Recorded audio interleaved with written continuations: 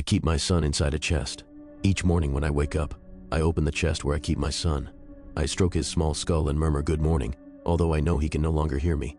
I hope he doesn't think I've abandoned him. I hope he knows I never will.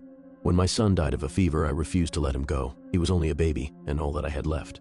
So I turned to the stories my own mother had told me, the rituals and legends I'd learned in childhood. The rules of bringing someone back from the underworld seemed so easy. I scoffed at the stories of those who failed, sure that my willpower would be stronger than theirs. I forced my way through to the fields of night, and I found my son's faint, pale soul. I guided it all the way back to his body, never looking back once. When I saw my son open his eyes again and smile at me, I thought I had made the right choice. He laughed, he ran, he played just as he had before. I even believed I could pretend nothing had happened. Then a few days later, I saw the rot creeping up his skin. At that moment, I realized my mistake. I hadn't restored my son to life. I had only brought his soul back to his corpse.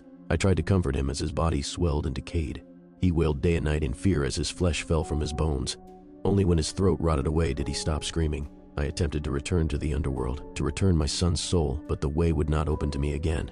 I cheated death, and my punishment was to keep what I stole. When his ligaments finally broke down, I gathered his bones and placed them in the antique chest I inherited from my mother. Only the best would do for my son. Sometimes my son's bones lie still inside the chest for hours, even days, and I dare to hope that his soul found its way back to where it belongs. But sooner or later, his bones always begin to rattle again, and I know he's still alive. Once, all I wanted was to have my son here with me, but now, I would give anything for him to die.